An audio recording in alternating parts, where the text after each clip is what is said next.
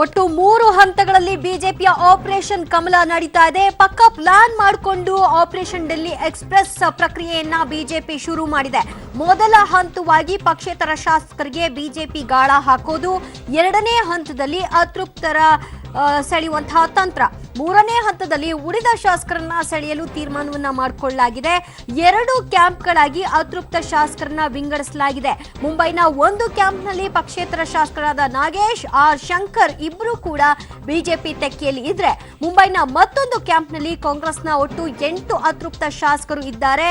BJP ಮುಖಂಡರ ಸುಪರ್ದಿಯಲ್ಲಿ ಭದ್ರವಾಗಿ ಒಟ್ಟು 10 ಮಂದಿ ಅತೃಪ್ತ ಶಾಸಕರು ಇದ್ದಂತೆ ಕನ್ಫರ್ಮ್ ಇದೆ.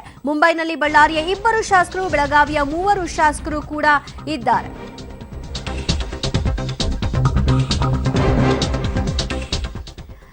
ಹಾಗಿದ್ರೆ ಆಪರೇಷನ್ 1, 2, 3 ಈ ಹಂತಗಳ ಕಂಪ್ಲೀಟ್ ಮಾಹಿತಿಯನ್ನ ನೋಡೋಣ.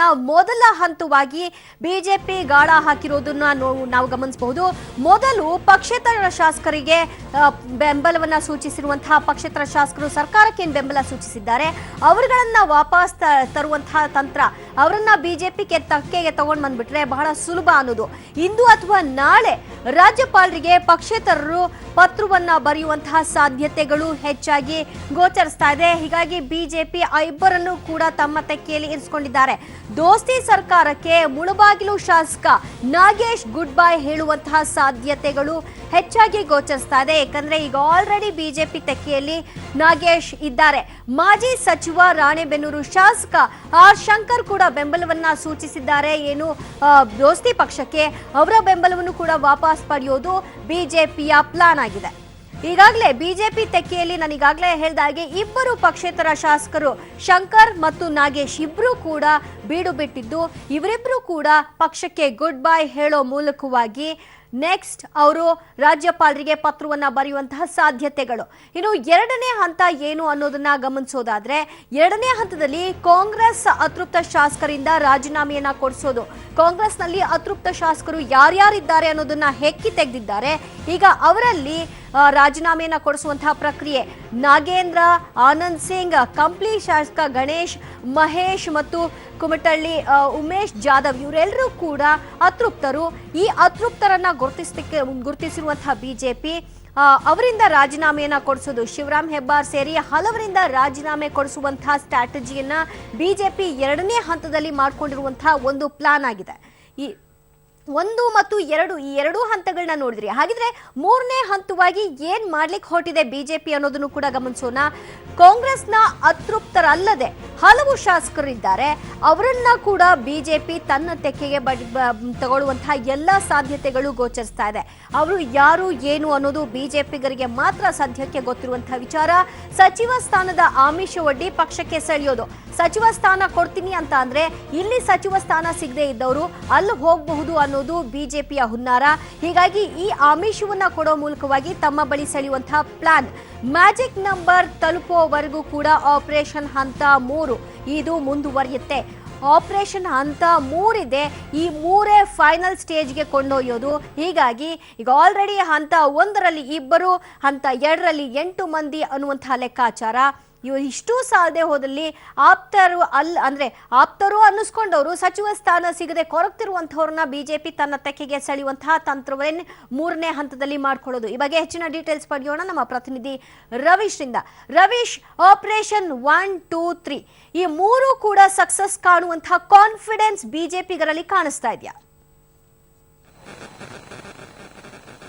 ದಿವ್ಯಾ, ಪ್ರಮುಖವಾಗಿರ್ತಕ್ಕಂಥದ್ದು ಬಿಜೆಪಿ ಯಾವೊಬ್ಬ ನಾಯಕರು ಕೂಡ ಇದನ್ನ ಬಹಿರಂಗವಾಗಿ ಹೇಳ್ತಾ ಇಲ್ಲ. ಆದ್ರೆ ಬಿಜೆಪಿಯ ಪ್ರಮುಖ ನಾಯಕರಲ್ಲೂ ಕೂಡ ಒಂದು ರೀತಿಯಲ್ಲಿ ಆ ಒಂದು ವಿಶ್ವಾಸ ಇದೆ ಅಂತ ಕೂಡ ಹೇಳಲಾಗ್ತದೆ. ಜೊತೆಗೆ ಯಡಿಯೂರಪ್ಪನವರು ಕೂಡ ಬಹಳಷ್ಟು ಶಾಸಕರಿಗೆ ಮನವರಿಕೆ ಮಾಡಿಕೊಟ್ಟಿದ್ದಾರೆ. ಅಂದ್ರೆ ಯಾವ ರೀತಿ ಆಪರೇಷನ್ ಅಂತ ಹೇಳ್ತಾ ಇಲ್ಲ, ಆದ್ರೆ ಸಂಕ್ರಾಂತಿ ಬಳಿಕ ಒಂದು ರೀತಿಯಲ್ಲಿ ಶುಭ ಸುದ್ದಿ ಸಿಗುತ್ತೆ ಅಂತ ಕೂಡ ಶಾಸಕರಿಗೆ ಮನವರಿಕೆ ಮಾಡಿಕೊಂಡ ಪ್ರಯತ್ನವನ್ನು ಕೂಡ ಮಾಡಿದ್ದಾರೆ. ಈಗ ಪ್ರಮುಖವಾಗಿರ್ತಕ್ಕಂಥ ಮಾಹಿತಿ ಬಂದಿರತಕ್ಕಂಥದ್ದು, ಮುಂಬೈನಲ್ಲಿ 10 ಶಾಸಕರು ಅಂದ್ರೆ 2 ಪಕ್ಷೇತರ ಶಾಸಕರು ಸೇರಿ ಒಟ್ಟು 10 ಶಾಸಕರು ಮುಂಬೈನಲ್ಲಿ ಒಂದೇ ಕ್ಯಾಂಪ್ ನಲ್ಲಿ ಇದ್ದಾರೆ ಅಂತ ಕೂಡ ಹೇಳಲಾಗ್ತದೆ. ಹೇಳಲಾಗ್ತಾ ಇದೆ. ಬಿಜೆಪಿಯ ಇಬ್ಬರು ಪ್ರಭಾವಿ ಶಾಸಕರ ನೇತೃತ್ವದಲ್ಲಿ ಆ ಒಂದು ಅತೃಪ್ತ ಶಾಸಕರು ಒಂದೇ ಟೀಮ್ ಅಂದ್ರೆ 10 ಜನರ ಟೀಮ್. ಹಾಗಾಗಿ ಇಬ್ಬರು ಪಕ್ಷೇತರರು ಆ ಒಂದು ಟೀಮ್ ನಿಂದ ಇವತ್ತು ಸಂಜೆ ಒಳಗಡೆ ರಿಲೀಸ್ ಆಗ್ತಾರೆ. ಅವರು ಬೇರೆ ಕಡೆ ಬಂದು ಒಂದು ರೀತಿಯಲ್ಲಿ ಈ ಒಂದು ಆಪರೇಷನ್ ಚಟುವಟಿಕೆಗೆ ಒಂದು ರೀತಿಯಲ್ಲಿ ಆರಂಭದ ಒಂದು ಮುನ್ನುಡಿ ಬರೀತಾರೆ ಅಂತ ಕೂಡ ಹೇಳಲಾಗ್ತಾ ಇದೆ. ಹಾಗಾಗಿ ಆ ಇಬ್ಬರು ಶಾಸಕರ ಬಳಿಕ ನಾಳೆ ಒಂದು 8 ಜನ ಶಾಸಕರಿಂದ ಸಾಕಷ್ಟು ಒಂದು ಬೆಳವಣಿಗೆಗಳಾಗುವಂತಹ ಚಾನ್ಸಸ್ ಕೂಡ ಜಾಸ್ತಿ ಇದೆ ಅಂತ ಕೂಡ ಹೇಳಲಾಗ್ತಾ ಇದೆ. ಸದ್ಯದ ಮಾಹಿತಿ ಪ್ರಕಾರ 8 ಕೈ ಅತೃಪ್ತ ಶಾಸಕರು ಮತ್ತೆ ಇಬ್ಬರು ಪಕ್ಷೇತರರು ಒಟ್ಟಿಗೆ ಒಂದೇ ಕ್ಯಾಂಪ್ ನಲ್ಲಿ ಮುಂಬೈನಲ್ಲಿ ಇದ್ದಾರೆ ಅಂತ ಕೂಡ ಹೇಳಲಾಗ್ತದೆ. ಒಟ್ಟಾರೆಯಾಗಿ ಬಿಜೆಪಿ ನಾಯಕರು ಕೂಡ ಈ ಬಾರಿ ಯಾವುದೇ ರೀತಿಯ ಚಾನ್ಸ್ ಮಿಸ್ ಆಗೋಂಗಿಲ್ಲ ಅನ್ನೋ ಮಾತುಗಳನ್ನು ಕೂಡ ದೊಡ್ಡ ಮಟ್ಟದ ನಾಯಕರು ಕೂಡ ಹೇಳ್ತಾ ಇದ್ದಾರೆ. ಪೂರ್ಣ ಪ್ರಮಾಣದಲ್ಲಿ ಗೊತ್ತಿರತಕ್ಕಂತ 5 ರಿಂದ 6 ಜನ ನಾಯಕರಿಗೆ ಮಾತ್ರ ಈ ಒಂದು ಪೂರ್ಣ ಪ್ರಮಾಣದ ಆಪರೇಷನ್ ಗೊತ್ತಿದೆ. ಹಾಗಾಗಿ ಉಳಿದಿರ್ತಕ್ಕಂಥ 10 ರಿಂದ 15 ಜನ ನಾಯಕರುಗಳಿಗೆ ಈ ಒಂದು ಸರ್ಕಾರದ ಬಗ್ಗೆ ಒಂದು ಸುಳಿವನ್ನು ಕೂಡ ಕೊಟ್ಟಿದ್ದಾರೆ ಅಂತ ಕೂಡ ಹೇಳಲಾಗ್ತಾ ಇದೆ. ಆದ್ರೆ ಎಲ್ಲದಕ್ಕೂ ಕೂಡ ಉತ್ತರ ಸಿಗಬೇಕು ಅಂದ್ರೆ ಇನ್ನೂ 2-3 ದಿನಗಳ ಕಾಲ ಕಾಯಲೇಬೇಕಾಗುತ್ತೆ.